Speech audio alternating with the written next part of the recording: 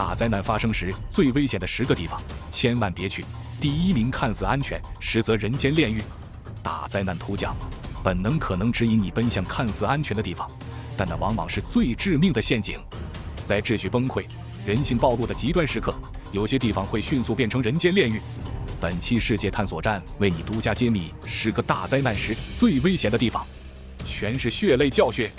看似风平浪静，甚至是你平时最熟悉的地方，关键时刻却可能让你万劫不复。第10名，大型桥梁与隧道。现代交通的动脉，灾难时却是脆弱的咽喉。地震、洪水、爆炸都可能使其瞬间坍塌。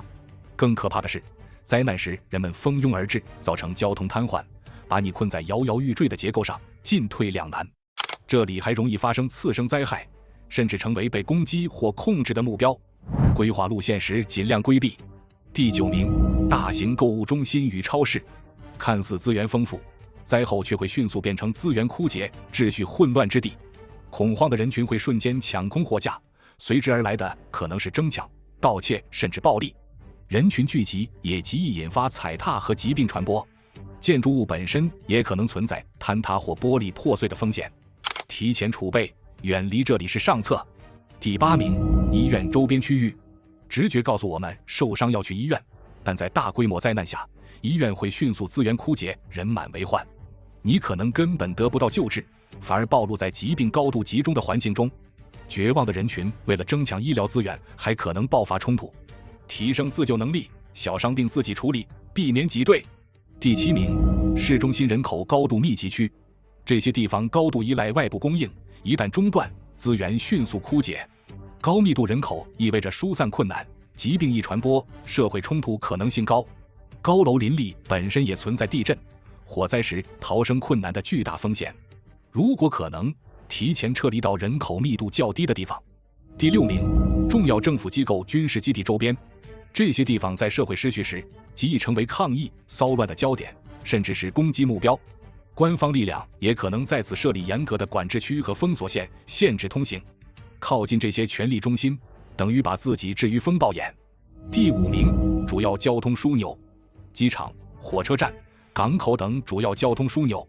灾难发生后，无数人会试图通过这里逃离，导致极度拥堵和混乱。交通系统极易瘫痪，你可能到了也走不了，反而被困。这里也是疾病传播和成为管制和攻击目标的高风险区。第4名，水源地下游区域。河流会将上游所有污染物、工业废水、生活污水、农药化肥，甚至灾难中的有毒物质和病菌全部带到下游。这里水质最差，洪水风险也最高。取水务必向上游寻找，并彻底净化。第3名，地下室与密闭空间。躺在龙卷风时安全，但在洪水、大地震、城市火灾时，可能变成致命水牢、坟墓或毒气室。缺乏多个出口和通风是主要原因。务必根据灾害类型判断，切勿盲目躲藏。第2名，资源匮乏的偏远避难所。很多人幻想逃离城市就能安全，但陌生的荒野可能比混乱的城市更危险。缺乏水源食物，完全依赖自身技能，孤立无援，心理压力巨大，没有充分准备，偏远之地就是绿色牢笼。第1名，大型集中避难所。初期它能提供临时帮助，但若危机长期化，管理混乱，资源耗尽，这里将卫生恶化，疾病肆虐，食物分配不均，弱肉强食，秩序失控，暴力滋生，失去自由尊严，沦为待宰羔羊。它可能从方舟变成围城。尽最大努力保持独立和自主，把进入大型避难所视为万不得已的最后选项。好了，今天讨论的这10个危险之地，哪一个最让你感到意外或颠覆认知？